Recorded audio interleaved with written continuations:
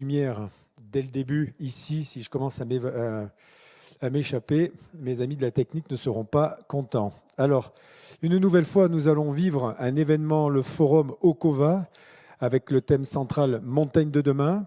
Plusieurs partenaires, Yann en parlera tout à l'heure, sont avec nous aujourd'hui et je pense que Pierre nous en parlera aussi, entre autres le Crédit Agricole Alpes-Provence, Sim Énergie, plutôt Sim 05, et puis Iten.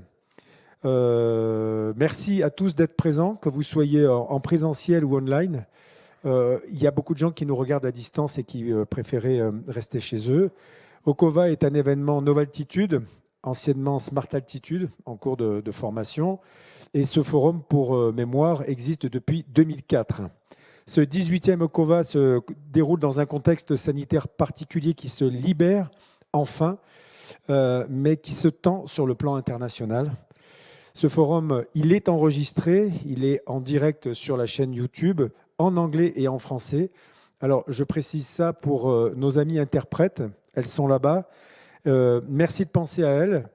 Elles doivent traduire effectivement les acronymes, donc il faut être un petit peu, faut pas partir trop vite. Et les éléments de langage, parfois, lorsqu'ils sont trop compliqués, eh bien, essayez de ne pas faire d'excès de vitesse. La transition écologique vise à mettre en place de nouveaux modèles économiques et sociaux de manière à répondre aux enjeux écologiques de notre siècle. Cette notion intègre la transition énergétique et cherche à repenser nos façons de produire, de travailler et de vivre ensemble sur un territoire pour le rendre plus écologique. En transformant le système énergétique actuel, la transition écologique permet ainsi de diminuer son impact environnemental.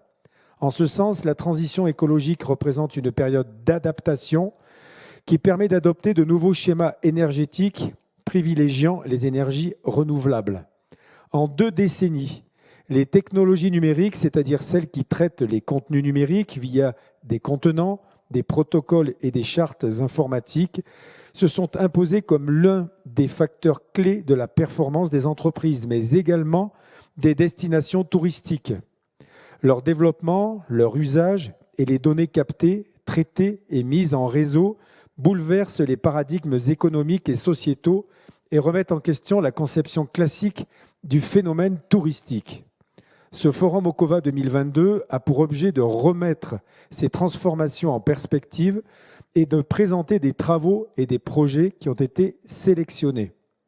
Voici donc 18 ans que ce forum Okova apporte sa pierre à l'édifice, spécifiquement dans les territoires de montagne. Et puis tout d'abord, Ozore, station pilote qui nous accueille aujourd'hui. Pierre Voller, maire des Ores, PDG de la Semlor, vice-président de la communauté de communes de Serponçon, fondateur d'Okova il y a 18 ans, va prendre la parole en premier. C'est lui qui nous accueille. Il est également vice-président de l'ANMSM, l'Association nationale des maires de stations de montagne, et il est président de la commission CIM durable de cette association. Pierre Voller, maire des Ores, je te laisse la parole.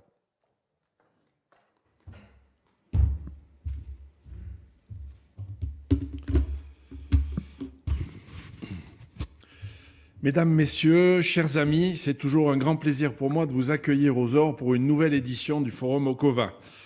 Celle-ci est la 18e déjà. Elle sera centrée sur les usages des technologies intelligentes pour faciliter la transition vers la montagne de demain, durable, économiquement performante et inclusive, c'est-à-dire à l'écoute et au service de l'ensemble de ces populations, qu'elles soient résidentes ou touristiques. Ces objectifs, ce sont ceux du plan Avenir Montagne que les pouvoirs publics ont bâti en pleine concertation avec les élus de la montagne, les corps intermédiaires et les professionnels. Nous avons éprouvé une fierté légitime à accueillir pour le lancement du déploiement de ce plan, c'était samedi, le Premier ministre Jean Castex, accompagné du ministre délégué au tourisme et au PME Jean-Baptiste Lemoyne et du ministre de la Cohésion des territoires Joël Giraud, du président de la région Sud Provence-Alpes-Côte d'Azur Renaud Muselier et des élus du département. En effet, les Ores sont engagés depuis de nombreuses années, à la fois dans la transition énergétique, avec des plans de réduction des consommations et des émissions de gaz à effet de serre, et dans l'évolution de ces modèles touristiques afin de répondre au mieux aux défis climatiques et économiques auxquels les stations et vallées touristiques sont confrontées.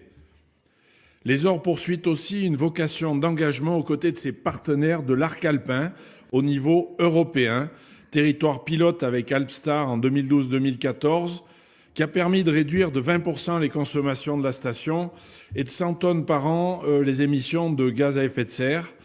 Leader et Living Lab du projet Smart Altitude de 2018 à 2021 pour l'expérimentation de nouvelles approches de la transition énergétique, notamment l'évaluation du potentiel d'optimisation au niveau station commune et du développement des ressources d'énergie renouvelables locales pour tendre vers l'autonomie énergétique.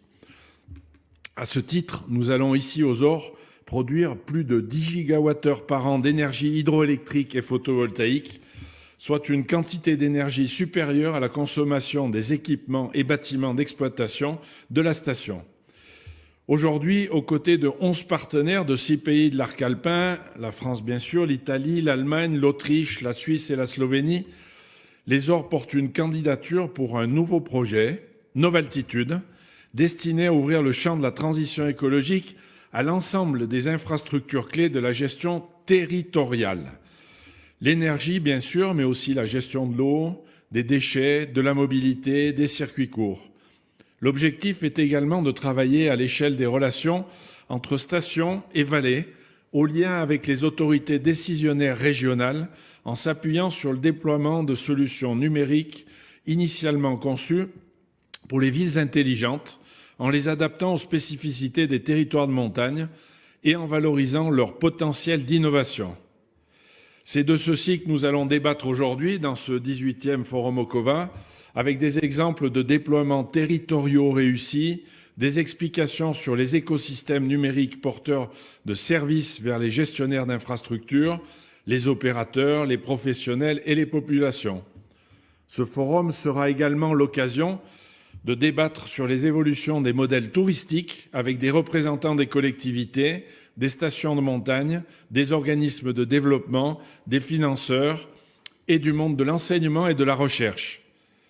Je finirai en remerciant une fois encore les partenaires des forums Okova, l'État, la communauté européenne par le biais du financement des projets Interreg, la région Sud Provence-Alpes-Côte d'Azur, le département des Hautes-Alpes, la communauté de communes de Serponçon, la commune des Ores et la Semlore, ainsi que nos entreprises partenaires Eaton et le Crédit Agricole.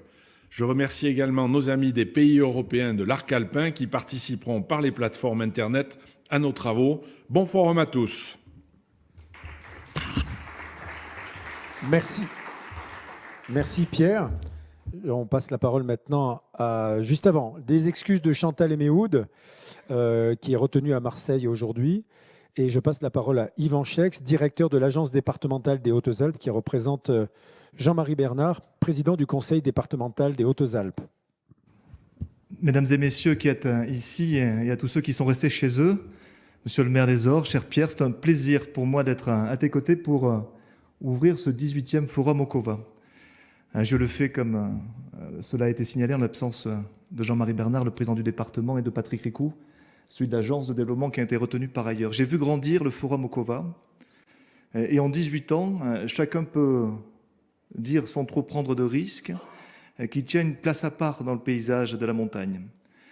Quand on regarde la qualité des participants, la qualité des travaux que vous conduisez depuis de nombreuses années, vous avez réussi à tracer un chemin et vous avez constitué depuis 18 ans un réseau très puissant sur la construction de la montagne de demain. Alors ça tient beaucoup à l'énergie de Pierre Voller, à son engagement, à sa vision qu'il a de sa commune des Ores et du tourisme de montagne. Et ça n'est pas un hasard si le Premier ministre, Jean Castex, est venu le week-end dernier, tu l'as dit, ici aux Ores pour parler de l'avenir de la montagne. Lorsque j'écoutais le chef du gouvernement, j'étais frappé. J'étais frappé de voir que, lorsqu'il évoquait la crise sanitaire et économique qui a durement frappé notre pays, que probablement les territoires de montagne étaient ceux qui avaient le plus souffert. Et ce n'est pas une surprise quand on connaît notre spécificité économique, les fermetures administratives, les restrictions de circulation nous ont frappé au cœur. Ici aux Ores, 70% de baisse d'activité l'année dernière. Et pour autant, on a vraiment le sentiment que la montagne, aujourd'hui, occupe une place à part et que c'est peut-être notre moment. Quand on regarde cette crise, alors effectivement, on a vécu le pire, et pour autant, nos entreprises et nos collectivités ont surmonté ces difficultés. On a aussi, même si c'est difficile de le reconnaître, connu le meilleur. La saison d'hiver 2021-2022 qui s'achève, et pour beaucoup de stations françaises, dans les Pyrénées, les Vosges, le Jura ou les Alpes, une saison record. Dans le département des Hautes-Alpes, jamais nous n'avions accueilli autant de visiteurs l'été, en 2020, en 2021. De toute évidence, la perception qu'ont nos contemporains de la montagne a changé, et c'est de toute évidence une opportunité pour nous. Il y a quelques chiffres que je partage avec vous qui illustrent cet engouement renouvelé, cette attractivité renforcée. C'est le boom des ventes immobilières. Dans le département des Hautes-Alpes, en 2020, 20% de croissance. En 2021, 35% de croissance. Lorsque l'on regarde les programmes immobiliers qui ont cours aujourd'hui et qui s'achèveront en 2026, dans le département des Hautes-Alpes, ce sont quelques 15 000 lits nouveaux qui seront construits à Gap, à Briançon, dans les stations, autour du lac de Serponçon. Ça témoigne, je le redis, de l'attractivité de nos territoires. Ce qui me frappe, c'est le foisonnement d'initiatives. Alors des collectivités, Pierre Voller a salué le plan Avenir Montagne. On pourrait aussi évoquer les contrastations de la région portées par Renaud Muselier, 200 millions d'euros d'aide sur la mandature pour aider et les stations et les espaces valléens.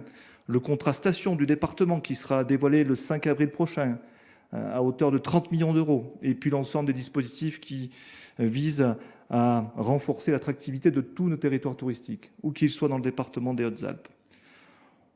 On voit bien qu'il y a un foisonnement d'initiatives du côté des privés aussi.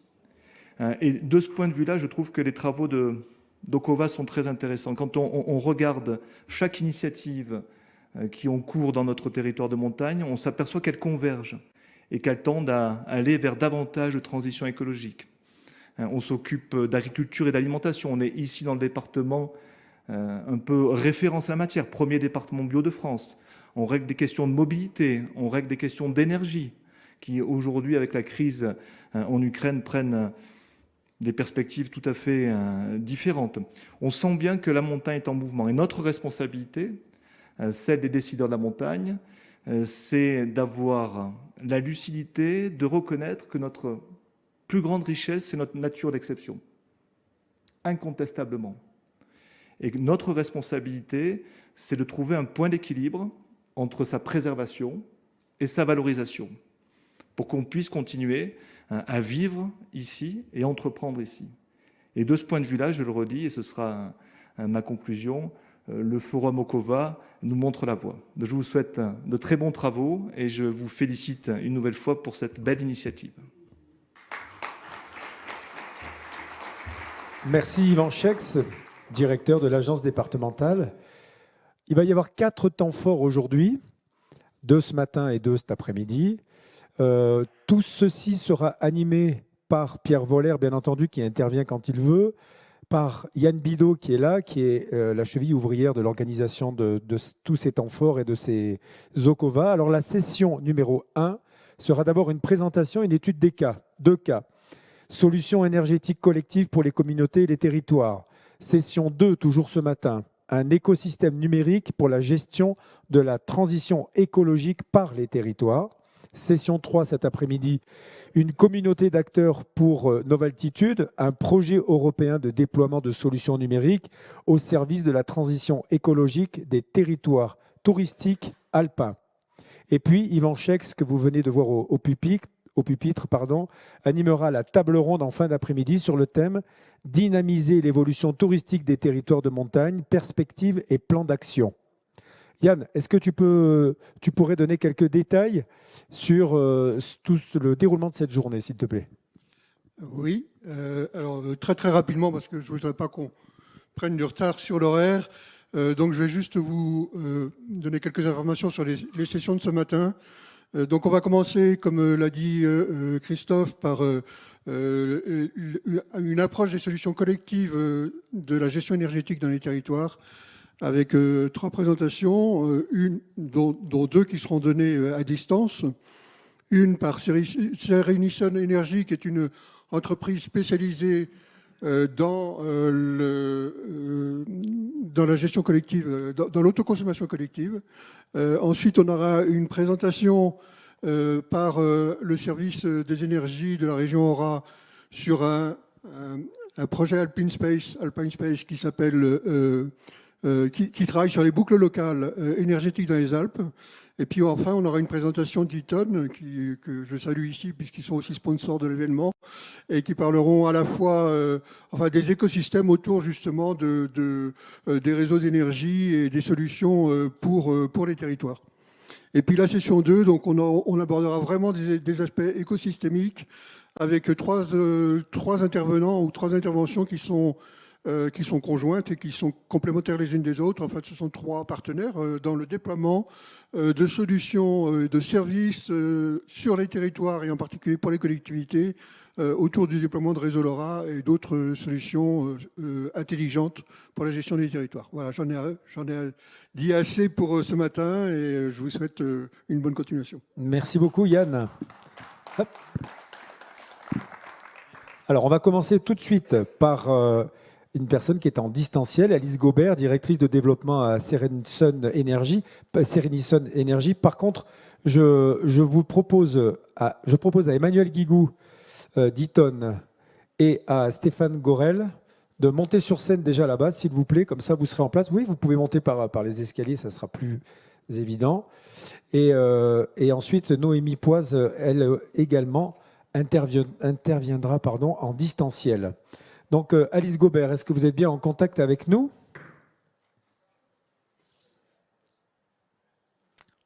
Alors, est-ce qu'on entend aussi votre voix ? Serenison Energy est spécialisée dans le développement de communautés locales d'énergie renouvelable.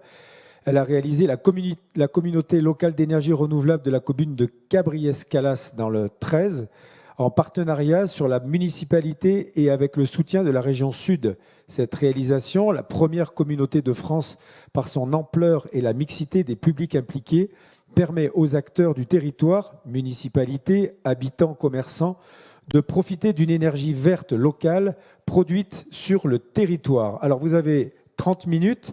Alice, est-ce que vous m'entendez ? Alors nous, on ne vous entend pas a priori. Mais vous m'entendez, on est en train de régler ça en régie. On continue à parler pour qu'on puisse voir si on arrive à capter votre voix. Alice Gobert, Serenison Energy. Est-ce qu'on arrive à trouver une solution ? Évidemment, le numérique permet le distanciel et ça permet de ne pas se déplacer, mais je fais ça pour meubler un petit peu, pour voir si ça fonctionne. Est-ce qu'on peut intervertir peut-être, je ne sais pas, ce qu'on me préconise en régie. Yann, qu'est-ce que tu en penses ? Est-ce qu'on s'adapte ? Est-ce qu'on passe directement à Noémie Poise ? Aura. Oui, alors Alice, désolé, on va essayer de régler ce problème technique. Je vais vous appeler au téléphone. On va voir si on a le même problème avec Noémie Poise et sans ça, on passera directement à la présentation d'Eaton qui est en présentiel et on réglera ces problèmes-là pendant ce temps-là. Alors, qu'est-ce qu'on fait alors ? Quel est le choix ? On commence par Eaton ? On va commencer par Noémie pour voir si on a le même souci ou si c'est spécifique à Alice. Alors, Noémie Poise, est-ce que vous m'entendez ? Vous êtes responsable énergie renouvelable à la région Aura. Est-ce que votre voix passe ?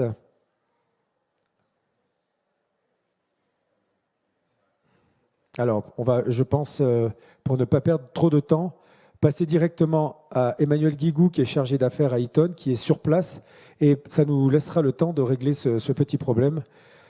Pour Emmanuel, c'est bon ? Il est là, Emmanuel ? Je vous propose de vous mettre au pupitre.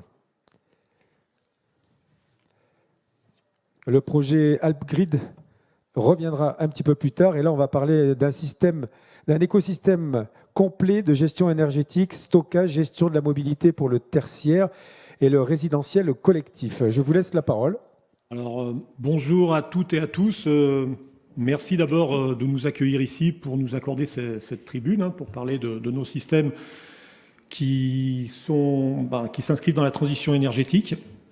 Alors, pour me présenter, je suis Stéphane Gorel et je suis accompagné de mon collègue Emmanuel Guigou qui va certainement nous rejoindre d'ici peu de temps. Pour présenter Eaton, alors qui en est Eaton est un industriel américain qui est spécialisé dans les matériels électriques et systèmes, solutions avec des systèmes sur la mobilité, transition énergétique.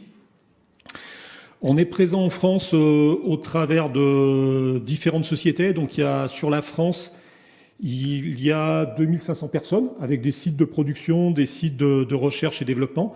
Je ne sais pas si on peut faire défiler les diapos. Est-ce que les slides sont prêts à être lancés en régie? Alors, c'est bon? Vous appuyez à droite. Ah oui, voilà, je n'avais pas vu. Voilà, c'est pour illustrer un petit peu l'implantation en France. Donc, on est situé réparti sur toute la France. Pour la région Méditerranée, on est basé à Aix-en-Provence, avec des techniciens, on fait des mises en service, du service commercial, tout ce qui est logistique également. Je vais revenir en arrière. Voilà, c'est pour présenter les différents métiers. Alors, au-delà de la transition énergétique, on a bien sûr de l'éclairage, de la distribution, etc. Mais notre métier avant tout, c'est d'abord la gestion de l'énergie. Tout ça s'inscrit dans les enjeux qui vont arriver, c'est-à-dire c'est les solutions décarbonées qui vont arriver, qui seront de plus en plus présentes dans les années à venir. Et c'est pour demain, parce qu'en 2030 déjà, les objectifs sont très importants. Alors, nous, on fait partie d'une solution, mais c'est pour retracer un petit peu l'historique. Aujourd'hui, dans la conception d'un bâtiment, on n'est pas les seuls. C'est-à-dire, c'est en amont, il y a aussi, quand on fait un bâtiment aujourd'hui, il y a d'abord l'exposition, l'isolation du bâtiment qui est très importante, les matériels aussi qui vont être choisis. On n'a plus aujourd'hui comme on faisait auparavant, par exemple, je prends l'exemple des radiateurs qui étaient très énergivores, ce qu'on appelait les grille-pains. Aujourd'hui, on a des matériels qui sont avec une efficacité énergétique beaucoup plus importante, type pompe à chaleur. On a également des meilleurs rendements. Donc, tout ça vient en complément de nos solutions. Et pour parler de notre solution, elle va s'intégrer dans le bâtiment avec la gestion de l'énergie. C'est-à-dire, on va petit à petit, pour ce qui est vraiment crucial aujourd'hui et encore plus demain, c'est l'indépendance énergétique. C'est-à-dire, on va se libérer petit à petit du réseau.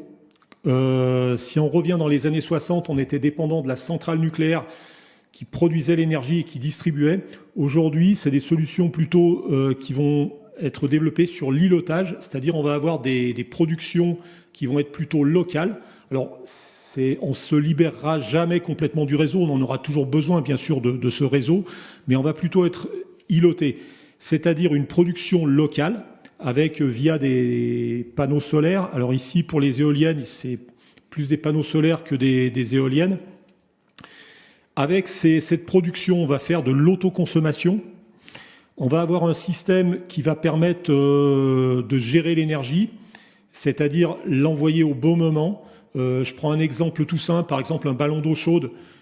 C'est peut-être mieux d'utiliser les panneaux solaires pour chauffer pendant la journée quand il y a du soleil et pas le faire la nuit. Donc ça implique aussi des usages qui vont les personnes vont être appelées à modifier leurs usages. On va avoir également donc de la sobriété dans les comportements. Le surplus, c'est ce qu'on voit à gauche, c'est-à-dire le surplus d'énergie qui va être produit, va être stocké et va être ensuite utilisé. Il peut être utilisé la nuit pour répondre aussi à des solutions qui se développent aujourd'hui de plus en plus. On le voit avec l'automobile, avec les véhicules électriques qui vont être utilisés pour être appelé à répondre à des pics d'énergie, par exemple, sur des véhicules. Donc toutes ces solutions, elles vont être intégrées dans le bâtiment. Donc c'est pas qu'un stockage, c'est pas qu'un système de gestion. C'est un ensemble, y compris, je revenais auparavant sur des solutions d'isolation du bâtiment et de production. Et bien sûr, on voit en bas ensuite une distribution intelligente de l'énergie. Ça s'applique à différents cas d'application. On a aussi bien ça pour la maison individuelle que pour le bâtiment moyen, que pour, ça peut être également inclus sur un centre commercial. Par exemple, on peut imaginer un supermarché avec des boutiques, etc. Ça peut également s'intégrer, avec y compris les solutions de mobilité. On voit des véhicules, mais ça peut être aussi des trottinettes, tout type de mobilité. Voilà, c'est pour illustrer ce dont je parlais, c'est-à-dire les différentes puissances, donc de 3, 10 kWh jusqu'à des puissances beaucoup plus importantes sur des kilowattheures, voire du mégawattheure.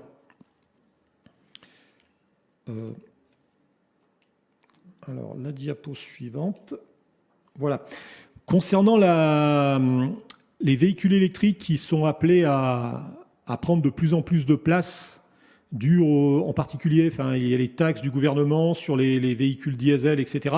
Donc les véhicules électriques vont prendre de plus en plus de place dans la société et on aura besoin de les recharger, ces véhicules électriques. Donc on a, nous, développé des systèmes de charge qui sont des systèmes de charge intelligents, c'est-à-dire où on va pouvoir répartir avec des logiciels les charges du véhicule, c'est-à-dire équilibrer, donner des priorisations.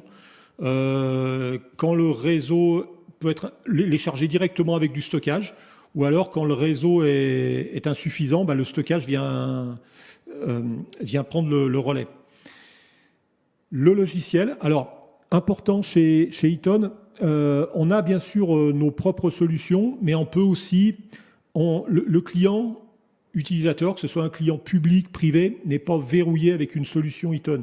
C'est-à-dire, on peut très bien avoir des logiciels d'autres marques. On a des partenaires, par exemple, il y a Vite qui est là aujourd'hui. On peut très bien utiliser un système de ce type de système de gestion ou autre logiciel pour piloter nos systèmes, que ce soit les panneaux solaires, le stockage d'énergie, les bornes de recharge, etc.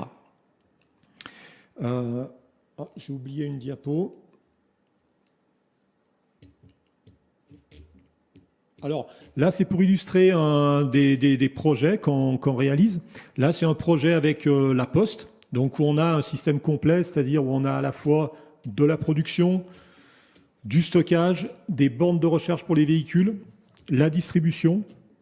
Et c'est des systèmes aujourd'hui qui marchent, qui sont complets. Alors, on est vraiment au début de ces systèmes. On n'a pas des quantités industrielles sur le territoire, mais on est en mesure aujourd'hui de présenter ces systèmes avec du fonctionnement qui est réel. On n'est pas sur des prototypes, on est vraiment sur des systèmes qui fonctionnent, qui marchent, avec tout ce qu'il faut pour faire fonctionner un site. Voilà, je tenais à vous remercier de votre attention et puis si vous avez des questions, des études, des projets, on est à votre disposition pour vous répondre sur toutes vos questions, du mieux qu'on pourra. Stéphane Gorel, merci. A priori, Emmanuel n'est pas arrivé. Oui. Donc, vous pouvez bénéficier de son temps si vous voulez ajouter des informations, sachant qu'ensuite, vos questions, que vous soyez en présentiel ou en distanciel, vous pouvez les laisser sur le chat. Yann est en train de les recevoir et il posera vos questions pour vous tout à l'heure en fin de séquence. Là, vous avez encore quelques minutes si vous voulez ajouter quelques informations complémentaires qui peuvent sortir des slides, si vous avez de quoi alimenter. Sinon, eh bien, on continue. C'est vous qui choisissez, vous avez un temps de parole. D'accord, vous êtes alloué écoutez, en plus. Merci. À moins qu'Emmanuel soit arrivé, mais non, je ne crois pas. Voilà, après 2-3 minutes encore. Oui, alors, est-ce qu'il y a le mieux après, c'est peut-être d'avoir un échange interactif mais avec ça, on le verra après. On le verra. On va d'accord. faire après. Il y aura la possibilité de rassembler toutes les questions et d'avoir les différents intervenants qui seront restés sur scène et ceux qui sont en distanciel à qui on pourra poser les questions tout en même temps. Alors, localement, ce qui est intéressant, parce qu'on parle souvent de projets qui sont un petit peu lointains, Moi, je vous invite vraiment, comme on est aujourd'hui dans le 0,5, on a des projets qui ont été réalisés, qui sont vraiment à proximité, où on peut les voir et les visualiser, voir à quoi ça ressemble. Alors, on en a un en bas de la station à Baratier, sur le parking. C'est vraiment le plus proche d'ici, où on a un système de stockage. On a également un autre système à Digne-les-Bains, au SDE 04, où on a un système de stockage qui fonctionne avec, alors c'est aussi avec des bornes IRVE qui ne sont pas de notre marque, mais qui, voilà, ça fonctionne très bien. Et il y a aussi de la production photovoltaïque. Donc voilà, c'est les deux systèmes qui sont les plus proches. C'est pas très loin, ça vaut vraiment le coup de passer les voir et de discuter, de profiter de l'échange avec des utilisateurs. Parce que c'est vrai qu'on a beau présenter les systèmes sur des vidéos, sur des images, etc. Le mieux, c'est encore le retour d'expérience des clients. Et puis les personnes vous diront ce qui marche, ce qui est moins bien, ce qui pourrait être amélioré. Quels sont les retours que vous avez, donc, justement? Alors, les retours, souvent, c'est les retours qui sont sur... le fonctionnement marche bien. Après, c'est le point un petit peu négatif qu'on avait eu, c'est le retour sur investissement. C'est vrai qu'aujourd'hui, on n'a pas si on prend le ROI, le retour sur investissement, on n'a pas un retour investissement immédiat. Alors, ça va peut-être changer parce que quand on voit aujourd'hui les coûts de l'énergie qui sont en train de monter de manière astronomique, c'est quelque chose qui va... la tendance risque malheureusement de s'inverser. Donc voilà, on est en fait sur la crête.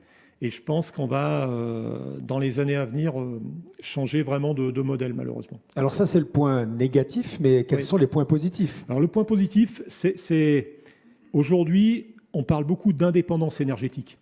Et là, je crois qu'on est sur l'indépendance énergétique, on est vraiment au cœur de comment ça va se passer demain, il n'y a plus de réseau, etc. On entend souvent ça parler avec des ruptures.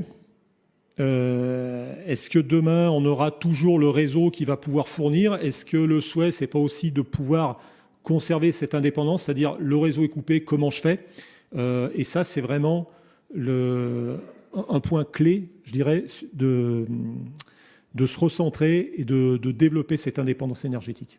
Taux d'utilisation de cette ombrière, ça fonctionne bien, les gens commencent à rentrer, ça rentre dans les pratiques? Alors, là, je suis peut-être mal placé pour en parler. Il y a Stéphane Raisin qui est vraiment l'utilisateur du SDE 04 et qui pourra mieux vous renseigner parce que... 0,5, hein, 0,5. SDE 04 Non. 0,5 C'est SIM 0,5. Le SIM 0,5, voilà. C'est pas grave. Qui pourra vraiment vous dire son retour d'utilisation. Oui, mais je voulais avoir le vôtre, mais c'est pas grave. Alors, je pourrais pas vraiment vous le dire parce que comme je l'utilise pas, le système, j'ai pas les données. C'est pas grave. Aura 2 heures. Donc, effectivement, je suis responsable énergie renouvelable à l'Agence régionale de l'énergie et de l'environnement en Auvergne-Rhône-Alpes. Ok, on va parler du projet AppGrid qui entreprend l'étude du déploiement des micro-réseaux et l'autoconsommation collective à partir de déploiements dans des sites pilotes en France et chez les partenaires européens du massif alpin. Vous avez la parole pendant une trentaine de minutes. On aura des slides et puis je vous dirai quand on achèvera cette période. Et ensuite, vous pourrez participer aussi au débat. Est-ce que vous voyez mon écran? Est-ce qu'on voit le bon écran? Oui. A priori, oui. Parfait. Donc, je vais effectivement vous parler de ce projet européen AppGrid qui traite de la question des boucles locales énergétiques dans les Alpes. Juste quelques mots avant sur notre structure, Aura 2E, donc qui est une agence régionale, donc proche de la région, mais on n'est pas les services de la région, c'est un statut association. Et on se présente en général un peu comme une boîte à solutions pour les territoires en transition, puisqu'on offre une série de services aux territoires de la région, On est notamment centre de ressources en produisant notamment pas mal de données autour de l'énergie, de l'environnement, des chiffres d'emploi autour de la transition énergétique. On accompagne aussi pas mal de projets innovants et puis surtout, on mobilise les acteurs autour des questions d'énergie renouvelable, d'efficacité énergétique, d'adaptation au changement climatique. On est aussi sur la question des déchets, donc on balaye assez largement l'ensemble des champs de la transition. C'est une structure qui a une quarantaine de salariés, une quarantaine d'années d'expérience, qui réunit un peu plus de 80 adhérents qui vont être les principaux acteurs régionaux, que ce soit des entreprises, des collectivités, des associations locales en région. Et donc, on travaille vraiment avec beaucoup de partenaires. Les projets européens sont vraiment une de nos spécificités puisqu'on en pilote ou on participe à un certain nombre de ces projets qui nous permettent justement d'investiguer un certain nombre de champs innovants, tel que c'est le cas pour AlpGrid. Donc AlpGrid, c'est un projet du programme Interreg Espace Alpin. On est chef de file de ce projet, donc on pilote un consortium de 12 partenaires qui sont répartis entre l'Allemagne, l'Italie, l'Autriche et la Slovénie. Et puis, nous, on est partenaire français avec la CNR, qui est le deuxième partenaire français. Et donc, l'ensemble de ces structures travaillent autour du développement des boucles énergétiques locales. Donc, c'est un terme un peu générique pour dire qu'on travaille autour de la question des échanges d'énergie entre sites de production et sites de consommation locaux, donc à la maille d'un territoire, en incluant des notions de éventuellement stockage, pilotage, comment effectivement mieux combiner ces flux, optimiser énergétiquement ces flux, et puis aussi en faisant le lien avec la notion de communauté d'énergie qui aujourd'hui devient de plus en plus prégnante puisqu'elle découle de deux directives européennes, une sur le marché de l'électricité puis une sur les énergies renouvelables, qui sont en train d'être progressivement transposées en droit français et qui poussent progressivement les pays européens à aller vers plus de gouvernance partagée dans les projets d'énergie renouvelable, mais aussi plus d'inclusion des citoyens, des collectivités qui s'impliquent dans ces projets. La notion de communauté énergétique renvoyant en général à une notion de services environnementaux énergétiques qui mettent en second plan la lucrativité. Noémie, je me permets de vous couper la parole parce que vos slides ne défilent pas. Alors on ne les voit pas défiler en tout cas. Je ne sais pas si... Est-ce que là, vous les voyez? Est-ce qu'on les voit? Mais là maintenant, oui. D'accord. Okay. Vous les voyez en plein écran? Ça, c'est après une gestion locale, mais on ne les a pas en plein écran, non. Alors peut-être que je ne partage pas le plein écran. C'est curieux. Là, on vous voit, vous. Oui. Voilà. Est-ce que ça doit être mieux, là? C'est bon, c'est nickel. Voilà. Merci, excusez-moi de vous avoir coupé la parole. Donc, l'intérêt de travailler autour de ces boucles énergétiques locales, c'est le fait notamment qu'on va déjà encourager le développement de production énergétique localisée à proximité des lieux de consommation.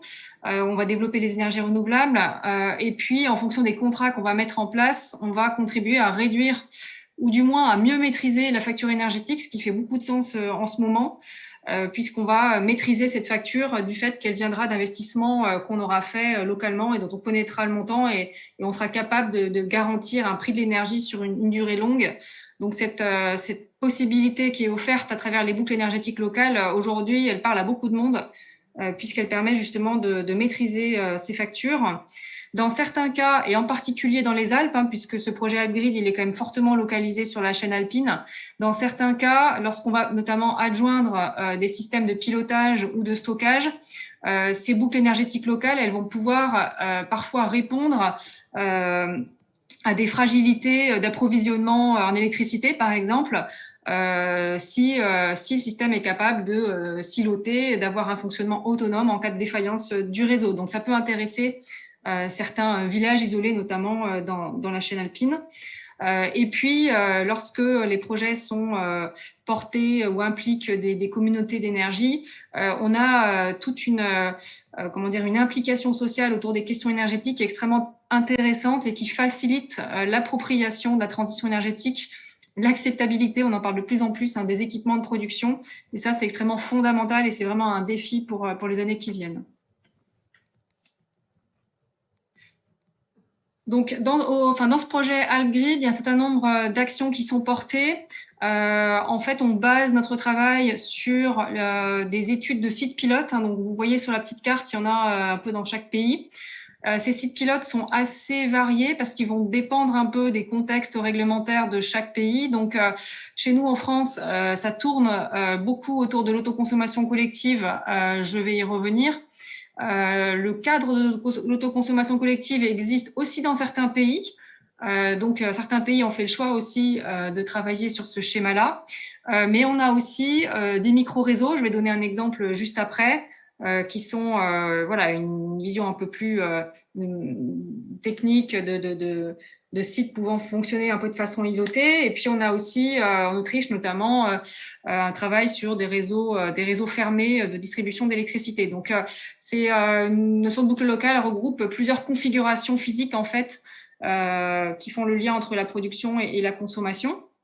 Et puis, sur la base de l'étude de ces sites pilotes, on va identifier les freins, en fait, et puis essayer de proposer des mesures de soutien, aussi bien à la maille locale, en travaillant avec les collectivités, notamment leur plan climat, etc., mais aussi avec les institutions régionales pour voir dans quelle mesure des soutiens peuvent être apportés.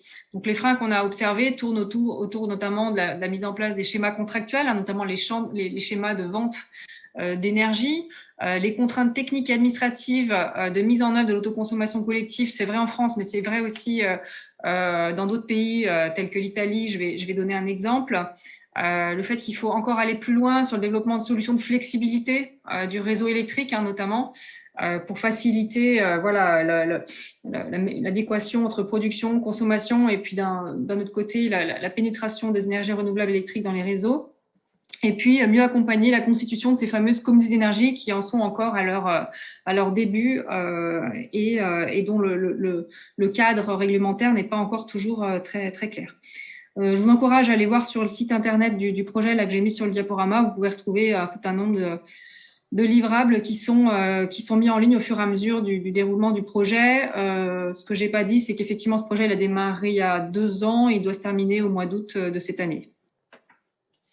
Alors, un exemple de site pilote pour donner un éclairage un peu européen, c'est celui du campus de Savone en Italie, qui est vraiment donc sur une approche de micro-réseau. Et ce qui est intéressant, c'est que c'est un site qui présente la particularité d'être multi-énergie, donc de travailler sur à la fois le vecteur électricité, mais aussi la chaleur et le froid pour un ensemble de bâtiments du campus. Donc, il y a déjà un micro-réseau qui est en fonctionnement sur ce site.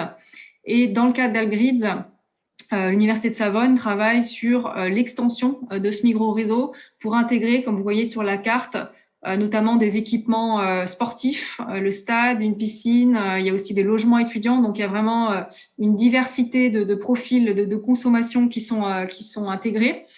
Et l'objectif, c'est vraiment de pouvoir avoir un fonctionnement vraiment en micro-réseau, donc de pouvoir produire localement toute la consommation et même de pouvoir avoir un fonctionnement en îlotage si jamais le site devait être déconnecté du réseau. C'est une vocation un peu de recherche, quoi. Et donc, ils font ça avec donc une production photovoltaïque, petit éolien pour la partie électricité. Ils ont aussi du solaire thermique.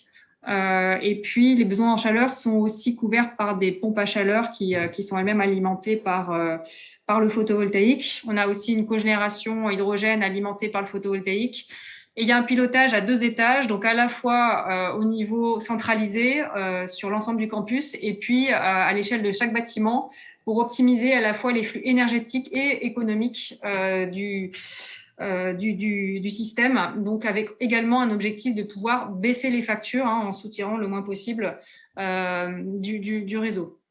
Ils ont défini des communautés d'énergie en fonction des catégories d'utilisateurs, avec cette notion de gouvernance, de savoir en fonction des besoins des utilisateurs comment le système est régulé.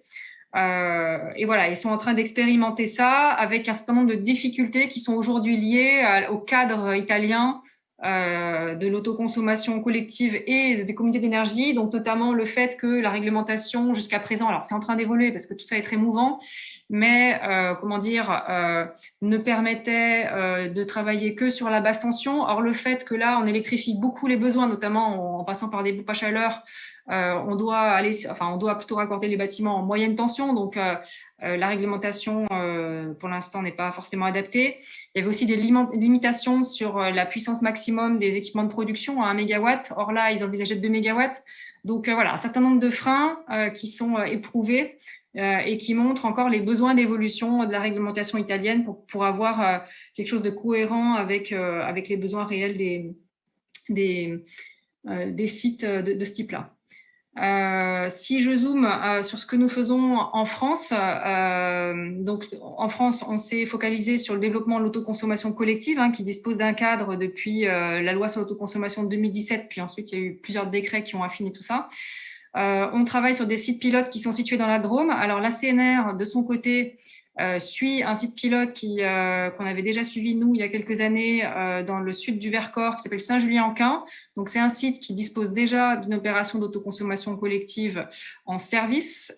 Et l'objectif dans Algrid, c'est de pouvoir l'étendre à plusieurs communes et puis d'intégrer également des simulations sur du stockage, du pilotage, des contrats de fourniture optimisés. Et de notre côté, on est allé un peu moins sur l'innovation, mais on cherche plutôt à essayer de massifier un modèle d'autoconsommation collective, de voir quelles sont les configurations les plus simples, parce qu'on sait que c'est quand même relativement compliqué. Donc, on travaille sur 6 territoires drômois en lien avec le syndicat d'énergie de la Drôme. On a sélectionné 6 territoires qui représentent environ 70 bâtiments. Et pour lesquels on a travaillé sur un dimensionnement technique d'équipements de production, donc pour alimenter ces bâtiments, mais également sur des montages juridiques contractuels pour voir comment ça pourrait fonctionner, à la fois en termes de contrats de vente et à la fois en termes de relations entre producteurs et consommateurs. Avant d'aller plus loin, je vais juste vous rappeler comment fonctionne l'autoconsommation collective en France. Donc l'autoconsommation collective, en fait, c'est le fait de pouvoir, pour un producteur, fournir directement des consommateurs à partir d'une production énergie renouvelable locale, donc située à proximité du lieu de consommation. Jusqu'à récemment, c'était pas possible de faire ces contrats de vente là directs. L'autoconsommation collective le rend possible. Alors, il faut que tout ça se passe dans un diamètre de 2 km. Il y a des dérogations possibles pour aller jusqu'à 20 km, mais voilà, le schéma de base, c'est quand même des producteurs et des consommateurs qui sont vraiment à une maille ultra locale et puis qui sont réunis au sein de ce qu'on appelle une personne morale organisatrice, qui peut être une association, une entreprise, enfin n'importe quel type de structure qui va lier les consommateurs et les producteurs. Ça peut être typiquement une communauté d'énergie qui réunit ces gens-là. Et puis, il y a un schéma particulier pour les bailleurs sociaux qui peuvent avoir directement le statut de PMO vis-à-vis de leurs locataires. Noémie, oui, c'est l'animateur Christophe. Je vous encourage à parler un petit peu moins vite, si c'est possible, parce qu'il y a beaucoup d'informations très importantes.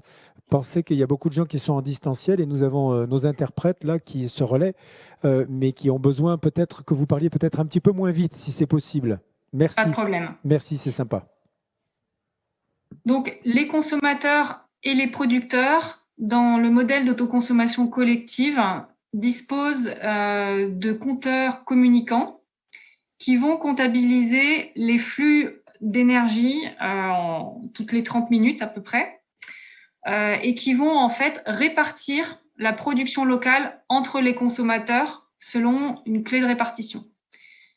Donc, l'intérêt de ce schéma, c'est qu'on a une production locale et on va l'affecter aux consommateurs. Alors, il peut exister plusieurs clés de répartition, mais par exemple au prorata des consommations réelles de chaque consommateur. Ça se fait notamment via une convention qui est passée avec le gestionnaire de réseau, qui va être Enedis dans la plupart des cas, et donc qui va un peu définir les conditions de répartition de l'électricité. L'autoconsommation collective donc, est relativement cadrée aujourd'hui en France. Par exemple, la production dans ce schéma-là ne peut pas dépasser 3 mégawatts. Il y a cette notion de distance des 2 kilomètres. Et puis surtout l'obligation de personnes morales organisatrices qui, dans certains cas, peut s'avérer être une contrainte.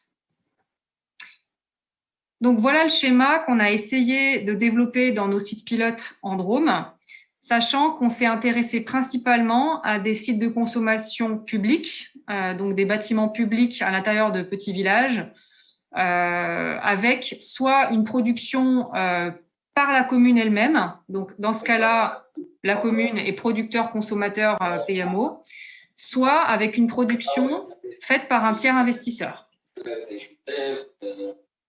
Voilà, donc on va avoir un producteur local qui va vendre sa production aux consommateurs. J'ai un son parasite en même temps.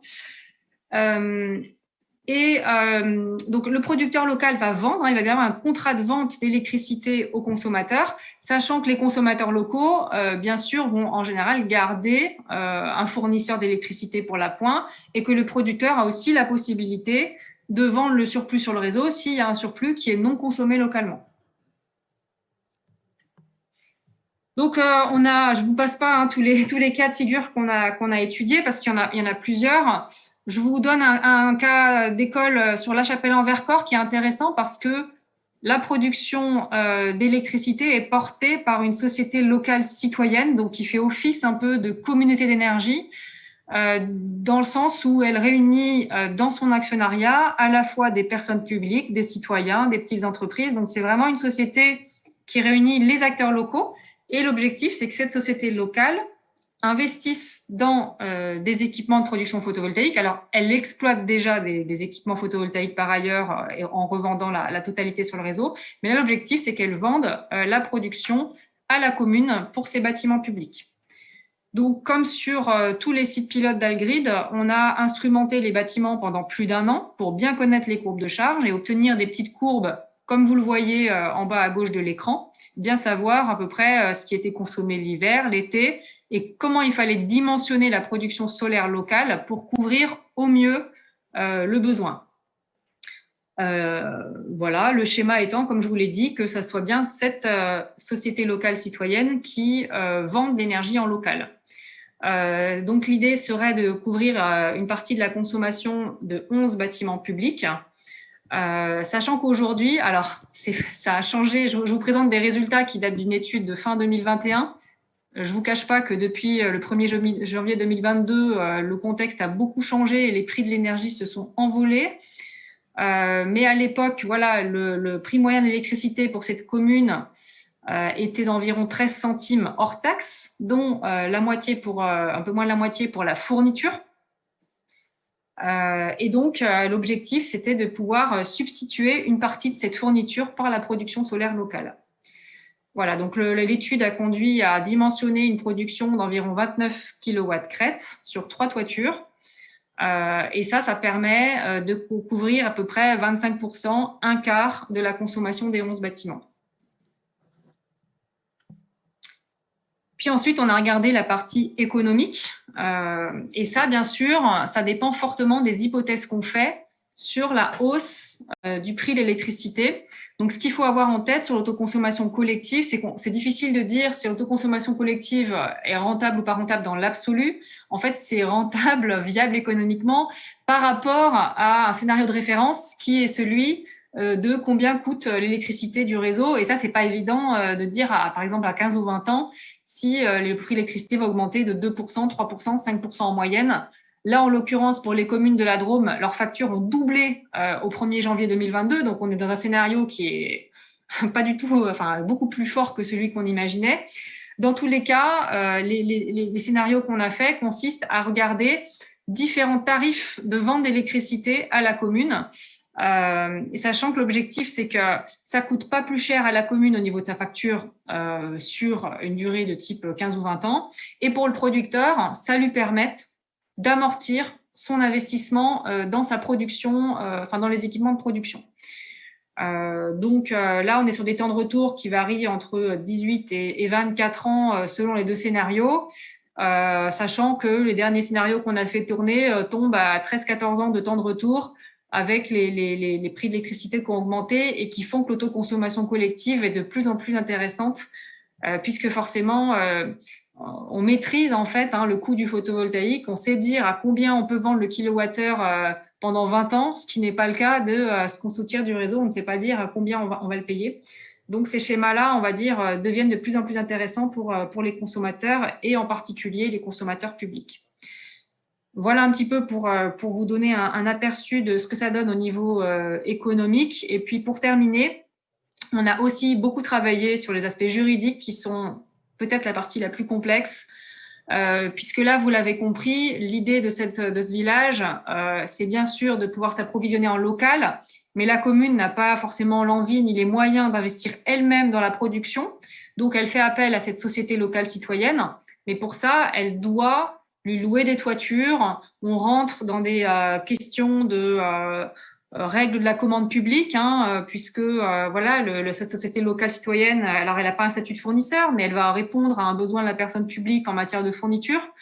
Donc il y a un certain type de contrat à mettre en place si cette société locale citoyenne loue les toits publics.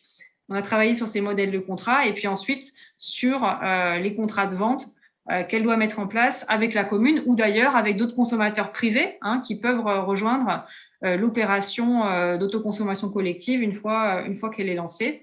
Donc, c'est ce que vous voyez un petit peu sur le petit schéma que j'ai mis en bas à droite. Voilà, je ne vais pas rentrer davantage dans Est-ce que vous m'entendez, Noémie? Je peux vous permettre une conclusion, si vous voulez. J'ai terminé. C'est parfait. Une petite synthèse de ce que vous vouliez dire. Et ensuite, en fin de matinée, vers 11h20, il y aura la séance de questions-réponses, donc à laquelle vous pourrez participer, bien entendu, et toutes les personnes dans la salle ou en distanciel.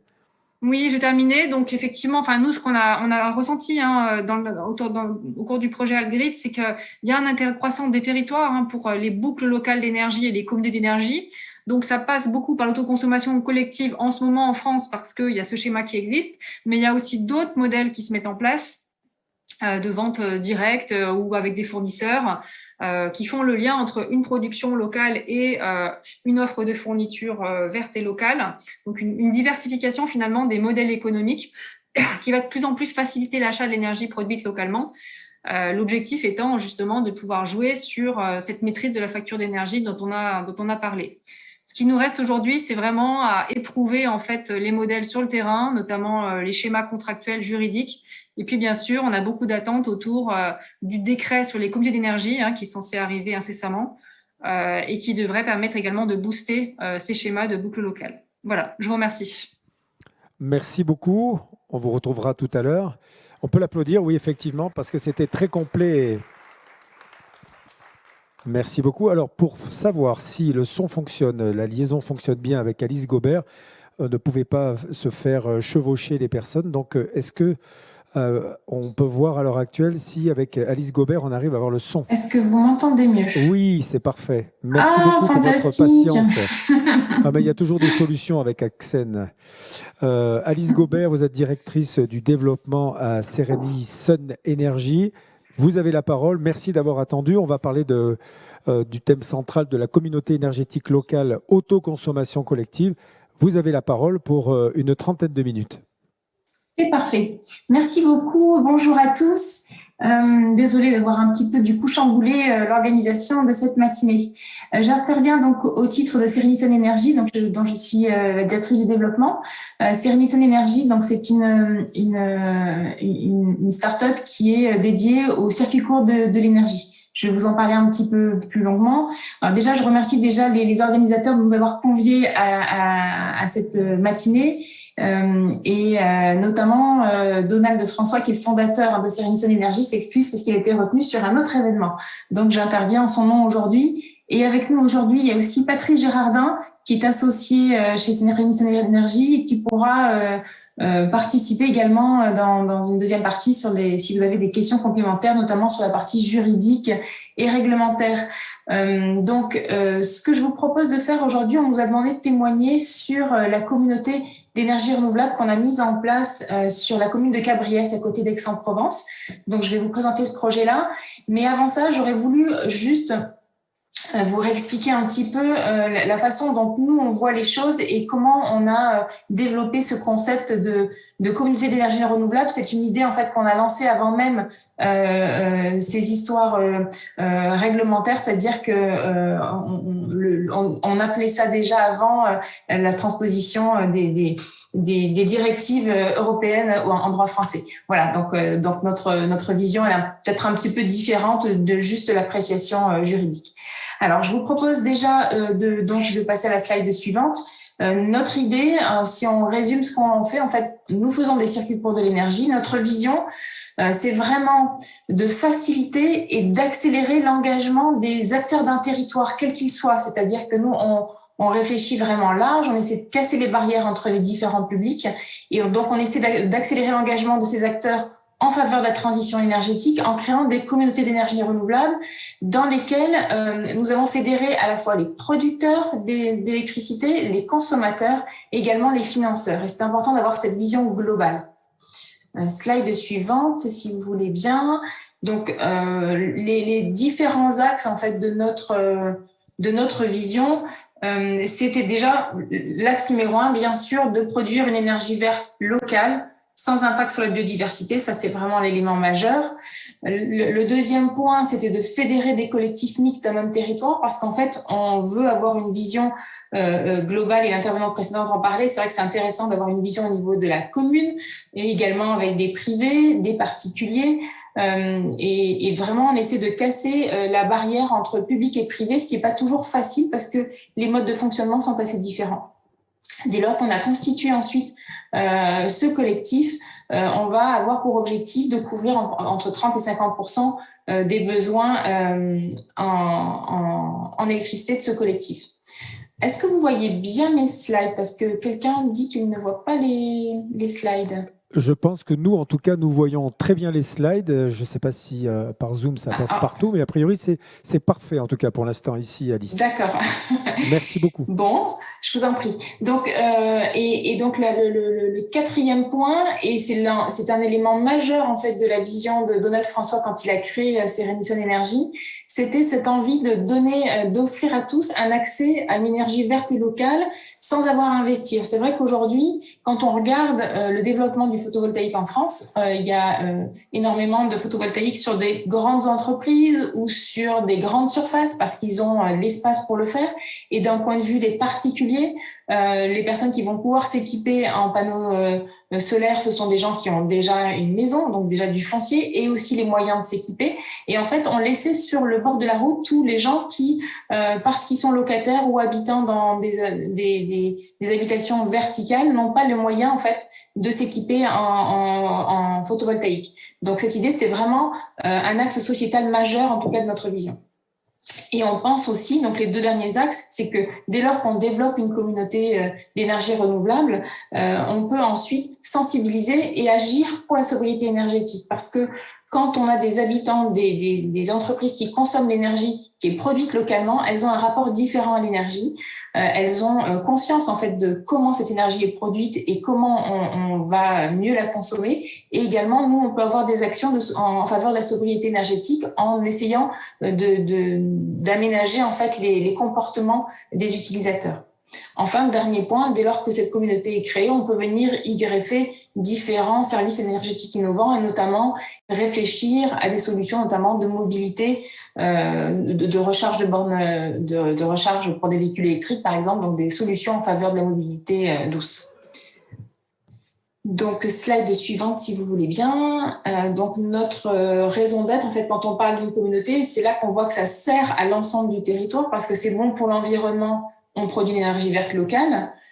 C'est bon pour la commune parce qu'en fait, elle-même, elle va valoriser son foncier public en en alimentant en fait ses propres besoins en énergie, et également donc en faisant de l'autoconsommation individuelle, et également ça va l'aider à atteindre plus facilement les obligations qui sont liées à la réduction des consommations énergétiques des bâtiments. Donc notamment la partie décret tertiaire ou loi climat et résilience, en fait le fait d'autoconsommer va pouvoir nous permettre d'atteindre plus facilement ces objectifs. Et donc c'est bon pour les citoyens, j'en parlais juste avant, puisque l'énergie verte locale, elle va être à disposition à la fois des citoyens, des commerces, des entreprises locales, dans le cadre d'une autoconsommation qui est collective. J'espère que je ne vais pas trop vite pour les traducteurs. On peut passer à la suite. Surtout, n'hésitez pas à ralentir encore un tout petit peu parce que c'est très riche et très intéressant. Et c'est vrai que pour tout le monde, c'est plus pratique. Merci. Alors, donc, sur ce schéma-là, on a essayé d'expliquer un petit peu, de symboliser. Donc, les deux bâtiments du haut sont des bâtiments qui portent des panneaux solaires. Donc, ça peut être une école, ça peut être des immeubles ou n'importe quel autre bâtiment. L'idée est de montrer qu'avec la petite boucle verte, ces bâtiments sont à la fois producteurs d'électricité et consommateurs. Donc là, on va être dans une boucle qui s'appelle de la consommation, d'autoconsommation individuelle, donc pour les propres besoins des bâtiments. Et ensuite, le surplus d'énergie va être versé dans un pot commun. Donc, c'est vrai que jusqu'à présent, souvent, il y avait des installations photovoltaïques qui étaient adaptées aux besoins du bâtiment. Là, notre idée, c'est de maximiser les installations pour créer du surplus qui puisse être utilisé ensuite par une communauté. Et donc, les autres opérateurs qui vont être branchés sur ce réseau, en fait, vont pouvoir autoconsommer en collectif le surplus de ces deux bâtiments qui produisent de l'électricité.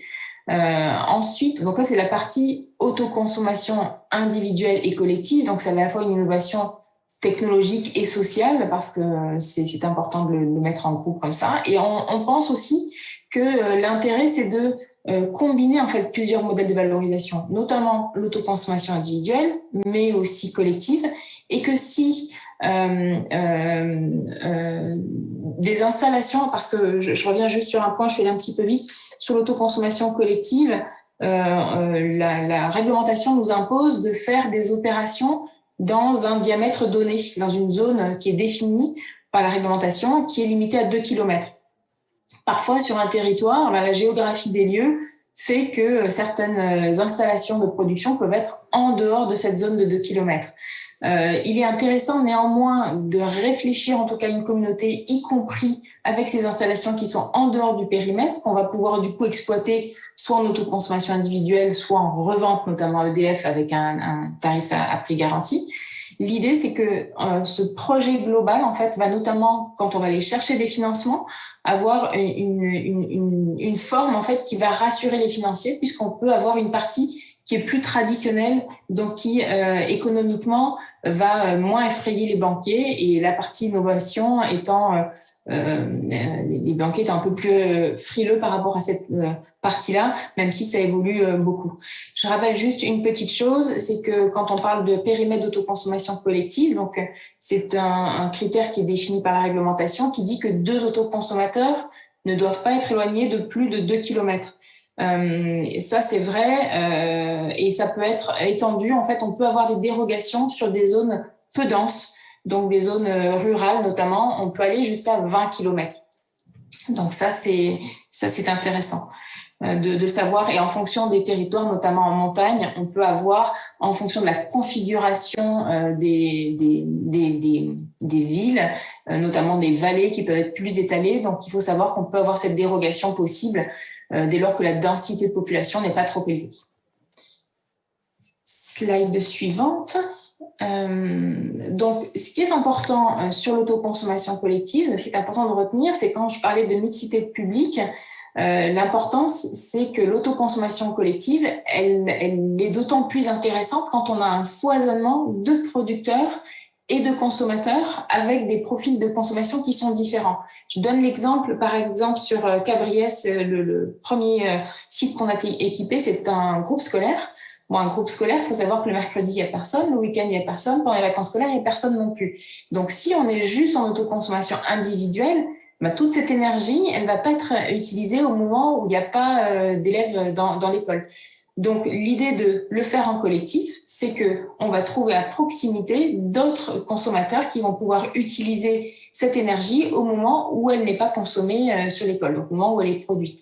Et par exemple, sur le cas de Cabriès, on a associé cette école avec une piscine qui n'est ouverte que l'été et qui donc a une filtration importante. C'est une piscine de 25 mètres et donc elle va pouvoir consommer l'énergie de l'école pendant le temps où il n'y a pas d'enfants dans l'école. Et inversement, le clubhouse de la piscine, qui n'est ouvert finalement qu'en juillet et août et en début septembre, tout le reste de l'année, il va pouvoir profiter à l'école qui est à côté. Et les riverains qui sont autour sont plutôt chez eux le week-end, au moment où il n'y a pas d'élèves dans l'école. Donc c'est vrai que ce foisonnement de profils de consommation est très important pour avoir un partage optimisé de l'énergie pendant les heures de production et du coup avoir une meilleure rentabilité de l'opération d'autoconsommation collective. Je vous propose de passer à la slide suivante. Et je vais vous parler donc de Sérénie-Calas en particulier. Donc c'est une communauté que nous avons développée sur la commune de Cabriès en partenariat avec la région Sud et Énergie Partagée notamment, et bien sûr la commune de Cabriès. Je vous invite dans un premier temps à visionner cette petite vidéo si ça fonctionne. C'est sur la slide suivante. Le rêve de Sérénissone, en fait, c'est de pouvoir produire 30 à 50% de l'énergie là où on vit, là où on travaille, là où on étudie. Pour nous, c'est le sens de l'histoire. Pour nous, c'est une des solutions à cet immense défi de la transition énergétique.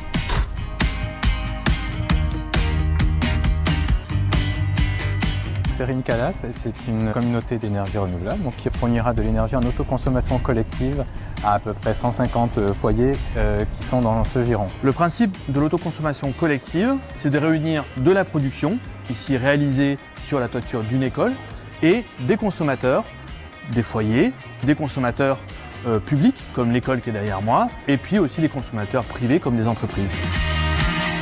Ce qui est intéressant ici, c'est qu'on peut être client, actionnaire, mais aussi on peut être les deux à la fois. C'est assez rare de voir ce type de projet à l'échelle d'un quartier. On est sur la première opération d'autoconsommation collective de cette envergure en France. Un projet d'autoconsommation collective, c'est en moyenne 12 consommateurs, 2 producteurs. Sur un projet comme celui d'aujourd'hui, on est plutôt sur 4 producteurs, 80 foyers. Demain, on cible 150 foyers. Donc on voit que l'ampleur du projet et son envergure n'a rien à voir avec la moyenne de ce qu'on trouve aujourd'hui en France. On a tous un point commun, c'est qu'on consomme des kilowattheures, mais pas au même moment. Et quand on produit de l'énergie localement, comme ça en circuit court, c'est intéressant d'avoir ce foisonnement de consommateurs. Je prends l'exemple de l'école. L'énergie qu'elle ne consomme pas, mais elle ira aux riverains qui sont à côté pour alimenter leurs besoins au quotidien ou les entreprises qui sont sur le territoire. C'est quand même important de porter des projets phares. Il est remarqué, il est remarquable. C'est un projet collectif entre voisins. Il n'y a pas juste la dimension écologique, il y a aussi la dimension sociétale au sens où on va échanger et être ensemble pour faire quelque chose. C'est très agréable de voir que finalement, autour de nous, beaucoup de personnes se sentent concernées par le sujet. On est ici dans un quartier où juste de l'autre côté de la rue, il y a des logements sociaux, il y a des personnes qui sont locataires et qui n'ont pas les moyens d'investir dans des panneaux solaires. Et la notion de communauté permet d'amener cette énergie à toute une partie de nos concitoyens qui n'ont pas accès à cette énergie verte. C'est la dimension sociétale de notre vision dans cette transition qui doit être inclusive. Aujourd'hui, avec ce modèle qui est réalisé concrètement, on a un projet qui va être réplicable sur les territoires. L'idée pour nous, ce serait que d'autres communes adoptent ce type de projet à l'échelle de quartier. On compte aller voir d'autres communes, d'autres collectifs citoyens, d'autres entreprises, des territoires de la région et partout en France pour leur expliquer l'intérêt de constituer un collectif pour créer ces communautés locales d'énergie renouvelable.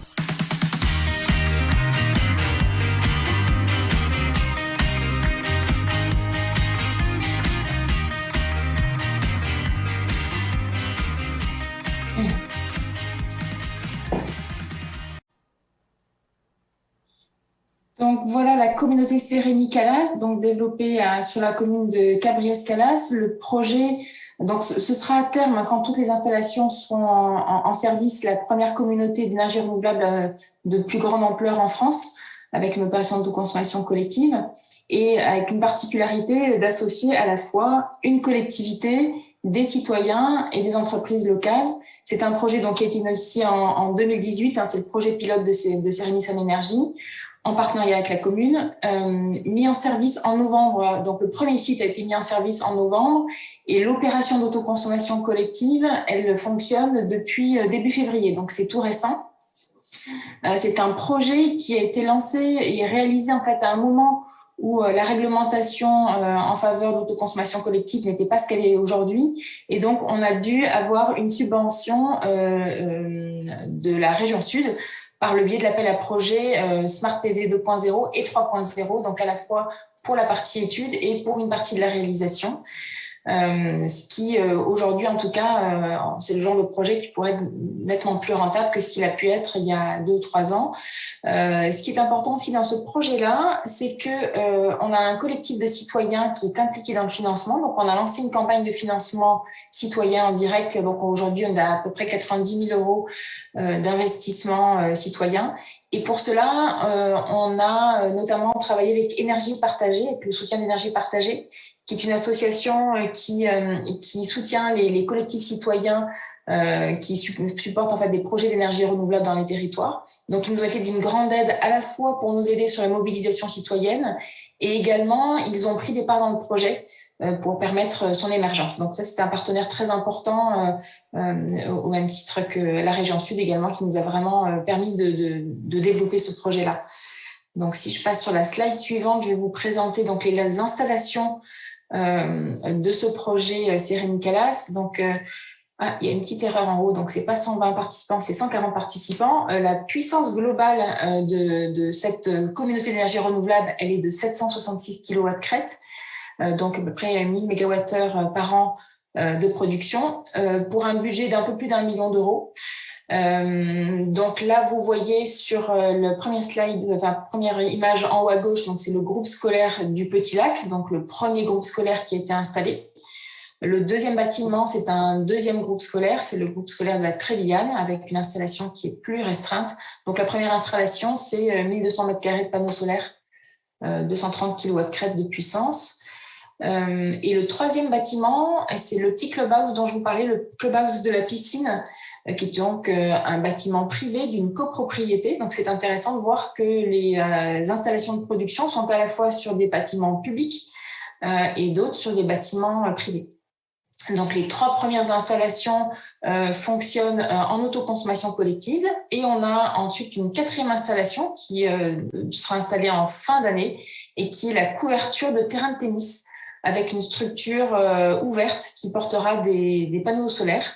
Donc, l'idée étant à la fois de produire de l'électricité, mais également d'offrir un usage pour ces terrains, également l'hiver quand il pleut ou l'été quand il y a beaucoup de soleil. Donc, ça permet de jouer à l'ombre. Donc, voilà les installations du projet. Je peux vous parler également, donc on peut regarder sur le slide suivant où sont installés ces différents sites de production. Donc en haut, dans le cercle jaune, donc vous voyez que ce cercle jaune, il représente la zone d'autoconsommation collective qui est limitée à 2 km de diamètre. Donc c'est une zone qui peut bouger en fonction de l'endroit où vont se trouver les autoconsommateurs. Donc là, on a matérialisé les 3 sites de production qui sont dans le cercle. Et vous voyez qu'au sud, on a donc les tennis municipaux et même un skatepark dont j'ai pas encore parlé, qui sont en extérieur de la zone et qui, eux, ne fonctionneront pas en autoconsommation collective. Mais ils font néanmoins partie du projet.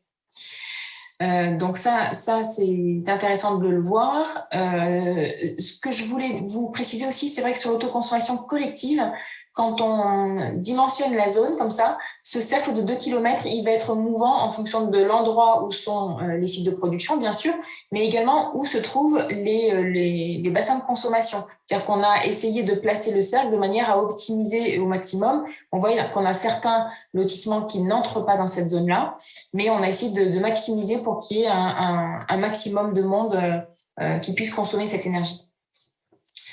Sur la slide suivante, donc je vous présente un petit peu comment on a structuré ce projet-là, puisqu'en fait, pour les opérations d'autoconsommation collective, il faut avoir ce qu'on appelle une personne morale organisatrice, donc qui est une structure qui va être l'interlocuteur d'Enedis pour la répartition de l'énergie auprès des différents autoconsommateurs. Et donc, donc cette structure, donc nous avons créé en fait une structure juridique dédiée. Là, en l'occurrence, on a créé une SAS. Et du point de vue du financement, donc Sérénissone était acteur, donc actionnaire de Sérénicalas, également Énergie Partagée qui a pris des parts dans le projet, également ce collectif de riverains. La collectivité locale n'a pas encore pris de part dans le projet, en tout cas on a eu un changement de municipalité, donc du coup c'était compliqué, que la nouvelle municipalité c'était moins dans leur, ils n'avaient pas prévu dans leurs objectifs, donc ils ont sans doute prévu d'y rentrer plus tard, mais c'était pas, ça n'a pas été fait pour l'instant. Néanmoins, donc à partir des fonds propres en fait qui ont été mobilisés, on a pu aller chercher ensuite un prêt bancaire pour financer les installations. Et donc en fait, Sérénicalas et la structure en fait qui est propriétaire des installations solaires. Et donc dans le cas de l'école, des écoles qui sont installées, donc la mairie est partenaire en ce sens qu'elle laisse la location de la toiture pour l'installation de ces centrales, mais les centrales ne sont pas financées par la commune, elles sont financées par cette société Sérénicalas. On pourrait aussi avoir d'autres investisseurs. Ce qui est important de savoir, c'est que sur ces structures de droit privé, de production d'énergie renouvelable, la collectivité peut prendre des parts parce qu'elle a le droit de le faire dans la mesure où il s'agit d'une société productrice d'énergie renouvelable sur son territoire ou son territoire limitrophe. Et on pourrait également avoir une prise de part, notamment d'une métropole, de la région, du département, donc une intercommunalité qui puisse prendre des parts dans ce projet-là. Donc, mais toutes ces structures-là peuvent s'orienter, elles peuvent être faites un petit peu sur mesure. La structure juridique peut être une SEM ou une SCIC. Il y a différentes formes possibles pour faire ce genre de projet. J'avance un petit peu, je crois que je suis encore dans le temps. Donc, la slide suivante, comme je le disais, c'est vraiment un partenariat avec la commune de Cabriès-Calas. Ce qui est important de savoir, c'est que ce sont des projets qui sont menés sur le long terme. Quand on monte une communauté, on est là pour une 30aine d'années. Donc, c'est important d'avoir une bonne transmission du projet en cas de changement d'équipe, ce qui a été le cas. Là, en l'occurrence, Madame Ventron a été élue maire de la commune alors que le projet avait déjà été initié et que la cote avait déjà été signée pour l'occupation de la toiture de l'école. Et donc, en fait, ça a été un moment de rediscuter avec la nouvelle municipalité du projet, de leur expliquer comment ça fonctionnait, parce que c'est vrai que c'est quelque chose d'assez nouveau.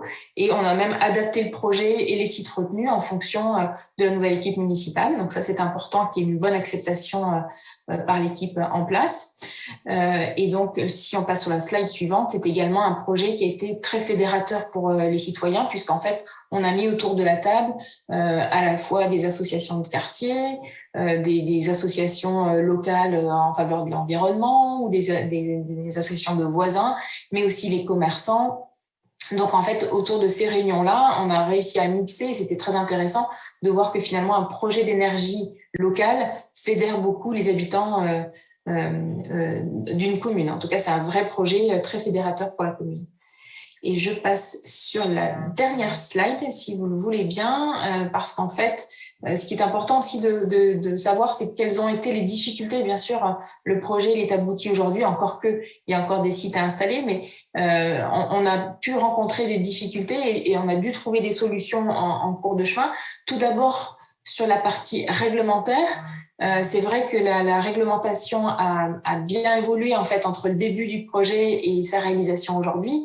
Avant, pour faire une opération d'autoconsommation collective, la réglementation imposait d'être en aval du même poste de transformation, ce qui réduisait vraiment les projets à des surfaces très petites. Donc l'évolution est quand même très favorable maintenant à ce genre de solutions, avec notamment des mécanismes de soutien qui sont très favorables à l'autoconsommation. Et on a beaucoup œuvré, notamment en liaison avec la DGEC, pour faire comprendre quels étaient les freins en fait, au développement de ce genre de projet. Et la réglementation a pu aussi évoluer grâce à des cas concrets comme ça de communautés qu'on développe. Donc, j'engage tous ceux qui travaillent sur des communautés comme ça, vraiment de faire des remontées à la DGEC parce qu'ils ont besoin en fait, de cas concrets pour faire évoluer la réglementation. Le deuxième point, c'était le financement. Sur le financement, bien sûr, il s'agissait d'un projet assez innovant, avec des contreparties, des parties prenantes assez nombreuses. Donc, financer ce genre de projet n'était pas forcément évident. Le fait d'avoir réussi à fédérer des acteurs tels que énergie partagée, d'avoir eu le soutien de la région sud au niveau de la subvention, et puis d'avoir des citoyens engagés, motivés dans le projet, ça nous a permis en fait de trouver des solutions financières, notamment auprès d'Énergie Partagée Investissement qui a pris des parts dans le projet, mais également d'une banque qui est la NEF, qui soutient les projets d'économie sociale et solidaire et qui a accompagné ce projet-là d'un point de vue financier, et en ça, on les remercie. Ensuite, dernier point, effectivement, je l'ai déjà évoqué, c'est l'évolution du périmètre du projet. C'est vrai que un projet comme ça, il vit grâce aussi à la concertation avec les habitants, avec la commune, avec les acteurs du territoire. Et donc, entre le projet initial et ce qu'il est aujourd'hui, il y a eu des évolutions parce qu'on a abandonné certains sites, choisi d'autres sites en remplacement, et qu'à chaque fois, ça oblige à refaire des études, etc. Donc, c'est aussi des choses qu'il faut savoir. Un projet, il est rarement ficelé dès le départ. Donc, c'est bien de savoir qu'il peut être évolutif, et on sait aussi qu'il pourra évoluer dans le temps si on a de nouveaux sites de production qui viennent se greffer dans cette communauté. Donc voilà, tout ça, c'est vraiment un projet de territoire qui est très important et qui permet en fait aux collectivités, à leurs habitants de s'engager durablement en faveur de la transition énergétique. Voilà, j'en ai fait le tour de ma présentation. Je ne sais pas si on... Merci beaucoup, Alice. Oui, en fait, ce qu'on va faire, c'est qu'on va légèrement modifier le programme initial, c'est-à-dire que des questions, on va les poser tout de suite. Et on fera une petite pause après, de manière à ce que l'on sépare chacune des sessions. Ça sera beaucoup plus pratique pour les cerveaux de pouvoir faire la distinction. Donc, merci en tout cas à Alice pour cette présentation vraiment très précise et accessible. Noémie également et Stéphane Gorel, qui tous les trois vont pouvoir répondre aux questions qui vont être posées maintenant. Je vous rappelle qu'il y a la possibilité de déposer des questions aussi sur le chat. Donc voilà, n'hésitez pas sur le site Okova. Est-ce qu'il y a déjà des premières questions? Je crois que Stéphane Raisin, tu avais une question à poser. Je te donne ce micro avec sa petite bonnette. 1, 2, 2. Alors, à qui veux-tu poser cette question? Directeur du CIM 05. Voilà, merci de m'avoir présenté. Donc, Stéphane Raisin, bonjour à tous et toutes. Merci pour ces présentations. Monsieur le maire, je pense qu'on est vraiment dans le vif du sujet. Ça serait presque une journée d'études. Ça serait presque, pardon, je suis dans la lumière, il faut que je me mette dans la lumière, là. Ça serait presque une journée d'études complète parce qu'on est dans le sujet des énergies renouvelables, de l'autoconsommation, du stockage.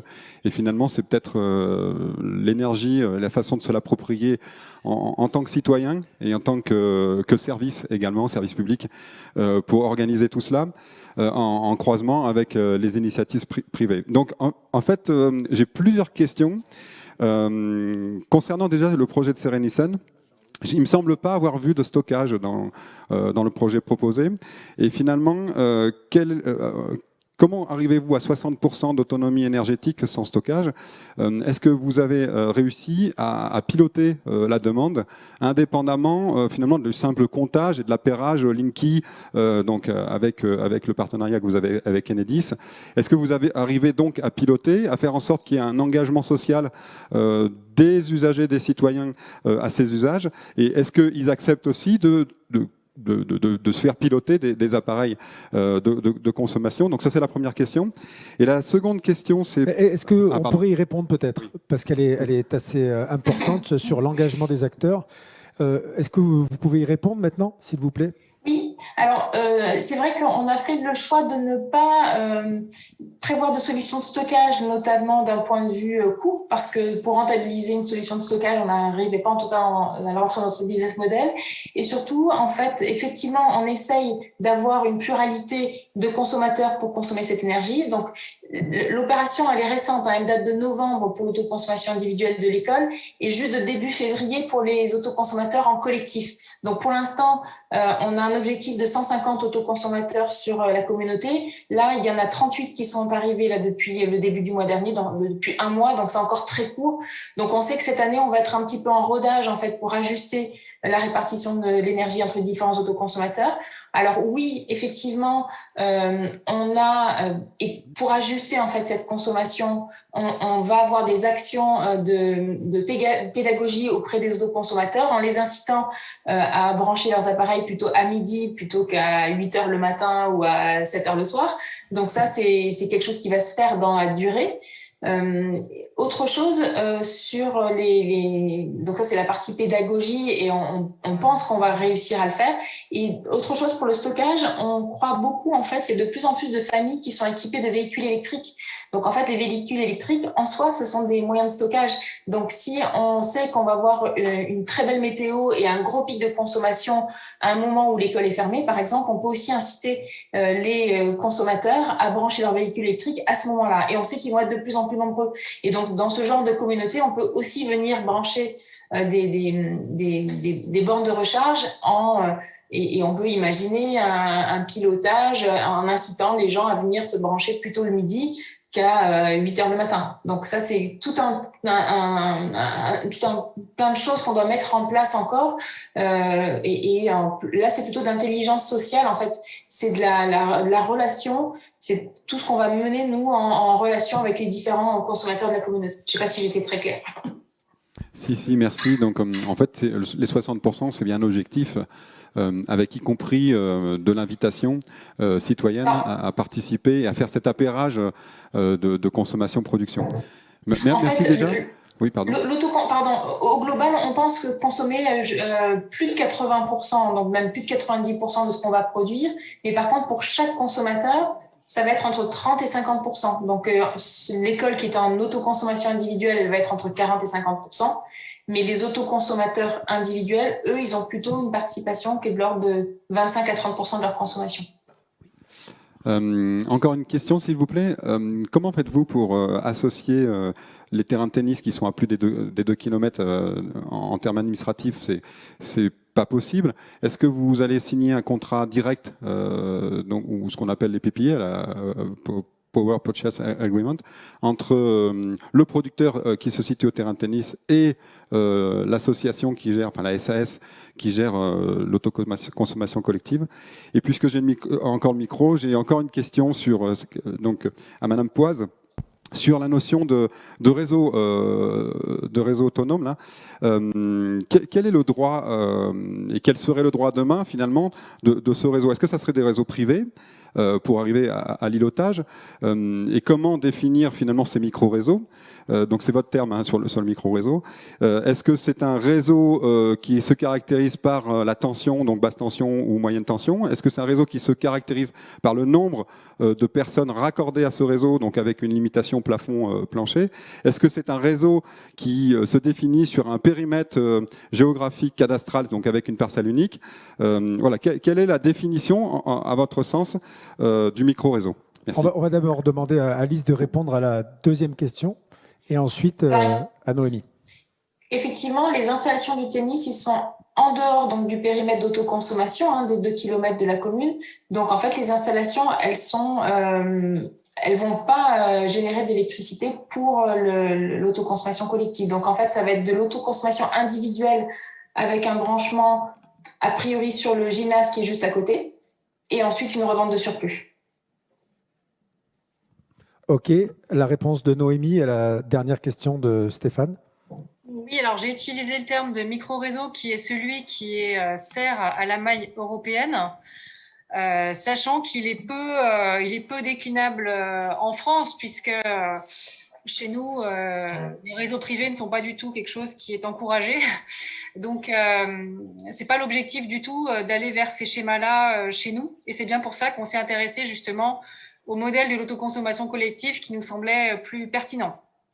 Sauf cas particulier, comme je l'ai dit, où ces micro-réseaux pourraient avoir un sens dans une situation isolée en montagne, où il y a un enjeu de résilience par rapport à une défaillance électrique. Mais voilà, ce qui a été par contre regardé au niveau européen, c'est des micro-réseaux, donc également une maille locale. Il n'y a pas forcément une distance précise qui est définie comme dans le cadre de l'autoconsommation collective, avec des échanges d'énergie entre producteurs, consommateurs, stockeurs, autoconsommateurs d'énergie. qui puisse fonctionner de façon raccordée au réseau principal et ponctuellement îloter en cas de besoin. Donc voilà, les micro-réseaux, ils peuvent, c'est pas forcément que des systèmes, on va dire, isolés, notamment, comme on peut le trouver sur des systèmes insulaires, on va dire. Mais normalement, ils ont cette possibilité de pouvoir se déconnecter en cas de besoin. Mais encore une fois, nous, on n'est pas allé trop sur ces schémas-là en France. On est exactement sur le même modèle que Serenison, avec exactement les mêmes modalités de mise en œuvre des projets sur l'autoconsommation collective. Merci Noémie. Une question de Jean-Louis Lazari, CNRS. Je vous laisse vous présenter et poser votre question, je crois, à Madame Gobert, Alice Gobert. Madame Gobert, donc Jean-Louis Lazari, CNRS Aix-Marseille Université. Sur un de vos slides, il m'a semblé voir un étang à côté du village de Calas. Alors, Oui. est-ce que vous avez pensé à mettre du photovoltaïque flottant, puisqu'on a quand même une jolie entreprise qui s'appelle Accio Énergie, qui est en train d'installer d'ailleurs, je crois, sur les sablières auprès de la Durance, et puis l'exemple, on va dire grand sud connu, c'est le village de Piolenc, qui a installé du PV flottant. Est-ce que vous avez pensé étendre votre nombre de partenaires et votre périmètre, si j'ose dire? Alors effectivement, l'idée de ces communautés, c'est qu'elles soient évolutives. Là, en l'occurrence, c'est un projet pilote, donc il était avec une taille définie. Il faut aussi avoir le potentiel de consommation à proximité pour développer des moyens de production supplémentaires. Mais effectivement, c'est le lac du Réaltor. Alors, je ne sais pas si on peut mettre du flottant dessus parce qu'il appartient au canal de Marseille, il me semble. Et donc, il y avait peut-être des fluctuations de niveau, mais sans doute que c'est un sujet à étudier. En tout cas, on peut de la même manière exploiter des friches ou des terrains pollués d'anciennes décharges. Quand une collectivité a un ancien terrain qui est pollué, on peut très bien faire un micro-parc solaire qui n'intéresse pas forcément les gros développeurs solaires, mais qui peut avoir un vrai intérêt au niveau d'une collectivité. Et après, toute l'étude est de rapprocher en fait le potentiel de production avec le potentiel de consommation sur place. Voilà. Donc, c'est ça qui est important, c'est d'avoir cette adéquation entre les deux. Et donc, nous, on a développé des modèles, en fait, des systèmes qui permettent de modéliser, en fait, cette adéquation entre potentiel de production et potentiel de consommation avec les différents profils de consommation des consommateurs. L'idée, Ça, c'était de développer des partenariats également. Oui. Jean-Louis. Tout à fait. Vous faites bien de signer. Ça marche. Vous faites bien de citer le canal de Marseille. Il n'y a pas longtemps, j'ai fait un post sur LinkedIn qui a eu grand succès, puisque en Californie, ils ont un projet gigantesque de couvrir les canaux d'irrigation avec du photovoltaïque. Je pense qu'au niveau du canal de Provence, de la société du canal du Rhône, il y a beaucoup de canaux d'irrigation sur la région. Je sais que le canal de Provence a entrepris un partenariat justement pour couvrir une partie du canal de Provence. La difficulté, c'est de s'assurer qu'à l'endroit où on produit, on a de la consommation aussi. Voilà, c'est ça. Mais effectivement, des partenariats avec des développeurs solaires, oui, on travaille avec plusieurs partenaires qui viennent nous voir pour justement apporter cette dimension autoconsommation collective à des opérations qui jusqu'à présent étaient que de la revente. Et donc ça apporte un vrai intérêt pour l'ancrage territorial des projets et pour que l'énergie profite à l'endroit où elle est produite. Et ça limite un peu l'évaporation, ce qui n'est pas plus mal. Merci en tout cas pour toutes ces remarques. Je signale qu'il y a un micro dans la salle avec Pierre Voller. Rapprochez-vous du rayon de lumière qui est devant cette table, si vous pouvez vous mettre Juste auparavant, Yann. une petite intervention. On aura cet après-midi une présentation par nos amis italiens sur les communautés énergétiques locales qu'ils comptent développer dans leur territoire. Juste en avance de phase, je me fais l'écho de Chiara Pellegrini qui demande quels sont les principaux obstacles qui ont été rencontrés dans le déploiement de cette approche collective de l'autoconsommation et comment aller comment aller en France en tout cas vers de véritables communautés énergétiques locales. Alors, Chiara sera en distanciel avec nous cet après-midi, mais déjà, une réponse aux trois intervenants de cette première session. Moi, je veux bien répondre sur cet enjeu-là. C'est Noémie ? Oui. Merci, Noémie. il y a des difficultés de plusieurs natures. Jusqu'à très récemment, il y avait quand même un gros frein sur le modèle économique de l'autoconsommation collective, c'est-à-dire qu'on avait du mal, avec une production locale, à proposer un tarif du kilowattheure qui soit réellement compétitif pour les consommateurs, c'est-à-dire qu'on propose quelque chose qui n'est pas pour conséquence d'augmenter leur facture. Donc ça, c'était vraiment un frein important qui a été partiellement estompé par, notamment pour les installations photovoltaïques de moins de 500 kW crête, le nouvel arrêté tarifaire d'octobre 2021 qui, on va dire, propose un tarif d'achat du surplus, donc la partie qui est non consommée localement. Et ça permet déjà d'améliorer clairement la rentabilité économique. Rentabilité qui, comme je l'ai dit tout à l'heure, est encore améliorée par la hausse des prix de l'électricité actuelle et qui fait que les modèles économiques s'améliorent. Un deuxième frein pour nous, c'est vraiment la partie juridique qui, au jour d'aujourd'hui, reste encore peu appréhendée par les porteurs de projets. Alors, ça ne va pas concerner les cas de figure, on va dire, où, par exemple, une commune produit elle-même et puis consomme elle-même. Mais dans tous les cas de figure où on a du tiers investissement, c'est pas si simple lorsqu'on est sur des bâtiments publics. Madame Gobert a notamment souligné le fait que dans l'autoconsommation collective, si on rentre un peu dans le détail, il y a différents schémas, c'est-à-dire qu'on peut avoir de l'autoconsommation individuelle sur un bâtiment et ensuite vendre le surplus aux voisins, ou alors on peut avoir une production qui est directement vendue aux voisins. Mais par exemple, le cas numéro 1 n'est pas possible avec du tiers investissement.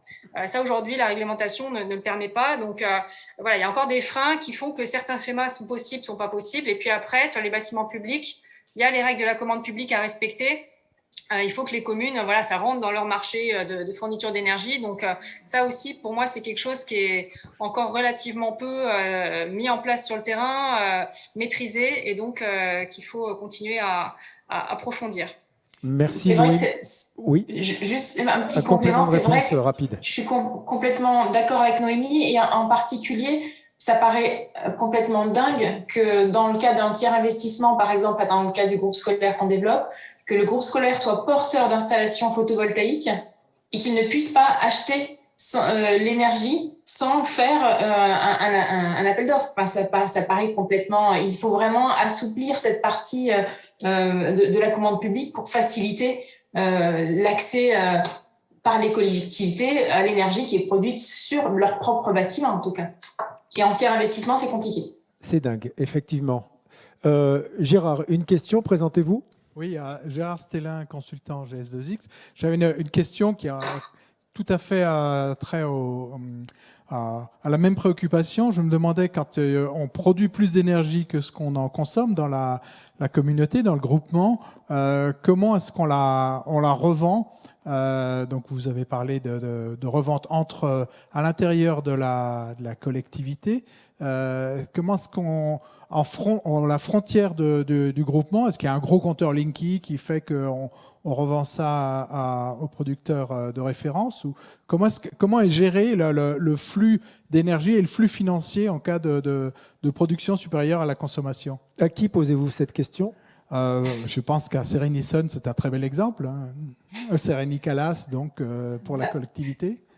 Je peux vous donner l'exemple de ce qu'on a fait sur Sérénicalas, et peut-être que Noémie pourra compléter sur le modèle général. Donc, nous, en l'occurrence, tous les autoconsommateurs doivent être branchés avec des compteurs Linky. C'est ça qui fait la répartition de l'énergie entre les différents autoconsommateurs. Donc, chez nous, c'est l'autoconsommation individuelle puis du collectif. Et si jamais il reste encore du surplus par rapport à ce collectif, on a l'obligation, dans une opération de consommation collective, de désigner un responsable d'équilibre, qui en l'occurrence, nous sur Cabriès, c'est Enercop, donc qui va racheter le surplus du surplus par le biais d'Hydronext, qui est le responsable d'équilibre. Donc voilà, donc on est obligé d'avoir ce responsable d'équilibre dès lors qu'on a une opération de consommation collective. Noémie, un complément de réponse avant qu'on fasse notre pause. Disais, pour les installations photovoltaïques, le cadre a changé depuis le mois d'octobre. Donc, il existe maintenant un tarif d'achat. En fait, vous savez qu'aujourd'hui, une installation photovoltaïque qui n'est pas en autoconsommation collective, aujourd'hui, elle a la possibilité de vendre son électricité au réseau à un tarif d'achat qui est garanti par le gouvernement pendant 20 ans. Ça, c'est vrai si on vend la totalité de la production, ou c'est vrai si on vend uniquement le surplus d'une installation qui est en autoconsommation individuelle. Et en fait, lorsqu'on va faire de l'autoconsommation collective dans ces cas de figure, donc c'est-à-dire pour des productions inférieures à 500 kW crête, on va être exactement avec les mêmes tarifs d'achat. Donc on s'adosse en fait soit à de la vente totale, soit à de la vente du surplus. Mais dans le cas de Sereni Sun, s'ils devaient faire le même projet aujourd'hui, ils auraient un tarif d'achat garanti à 6 centimes pour la vente de leur surplus. Donc ce qui n'était pas le cas, j'imagine, Exactement. avec Enercop. Stéphane Raisin, directeur du CIM05, a encore une dernière question.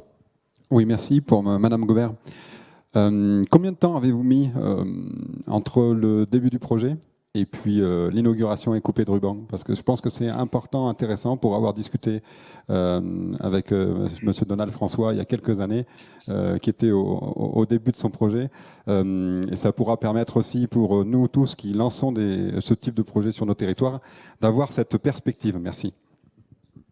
Et d'ailleurs, au passage, je vous transmets les salutations de Donald François qui m'a dit surtout, tu dis un petit bonjour à Stéphane au passage. Donc, sur le projet a été lancé en 2018. Alors, il faut savoir que c'est un projet pilote. Donc, en fait, il est né, il s'est construit en même temps que le concept s'est lancé. Donc, il a mis certainement plus de temps qu'un projet classique. Donc, il a été lancé en 2018 et l'inauguration a eu lieu du premier site en novembre 2021. Donc un peu moins de 3 ans. La particularité, c'est qu'on a eu le Covid au milieu. Donc les travaux qui devaient être faits aux vacances de Pâques ont été décalés en juillet. Donc voilà, ça n'a pas simplifié l'organisation. On a fait beaucoup de réunions d'organisation, d'information en distanciel parce qu'on ne pouvait pas rencontrer les gens parce qu'on avait le Covid. Donc ça ne nous a pas non plus beaucoup aidé. Je dirais qu'en fait, pour développer ce genre de projet, il faut compter à peu près 18 mois. 18 à 24 mois en fonction de la configuration à partir de l'émergence du projet jusqu'à la mise en service. Ce qui peut prendre aussi du temps, c'est la partie raccordement. Donc la partie raccordement avec Enedis peut être plus complexe. Là, dans la mesure où on avait l'autoconsommation individuelle sur le groupe scolaire, ça nous a un peu simplifié l'installation, donc c'était plus rapide, mais ça peut être une étape qui prend du temps. Donc je dirais 18 à 24 mois. Merci beaucoup pour la précision qui a été donnée. Merci aussi à tous les 3 intervenants de cette session 1, parce qu'alors vraiment, les propos étaient très clairs et je pense que chacun mérite une petite pause de 15 minutes. Je vous propose qu'on puisse tous se retrouver en dehors de ce bâtiment. On va applaudir vraiment les conférenciers parce qu'ils ont été totalement à la hauteur avec une grande clarté dans les propos et j'espère que pour nos amis interprètes, les choses ont été aussi limpides parce que c'est complexe tout ça. On se retrouve d'ici 15 minutes si vous le voulez bien.